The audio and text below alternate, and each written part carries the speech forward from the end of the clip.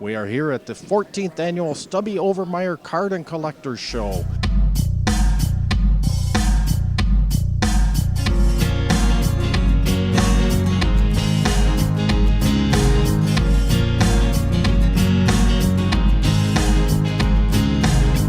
One more depending on a breath. Every year there is one special thing. What is it this year, Tom? This year I have down here, we have the 500 home run bat. And on the bat we have 9 Hall of Famers. Over there, and then just turn it off. We must stand together.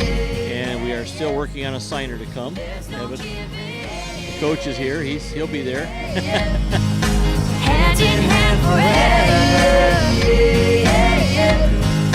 That's when we all win. That's when we all win.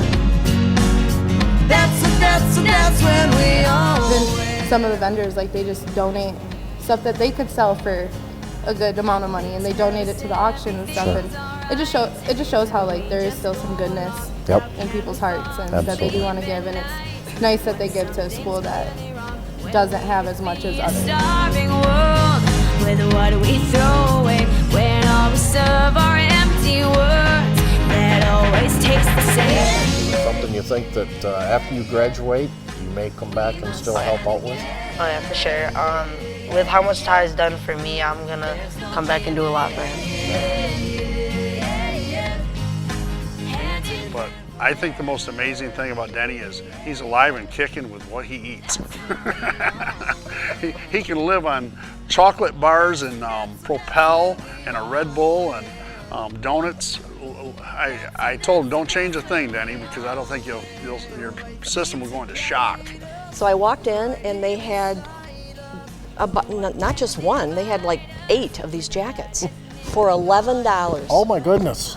And I thought, shoot, I can do $11. And I found my size and I came home with it. I was so excited about this jacket. And my husband looked at it and said, did it ever occur to you why that was only $11?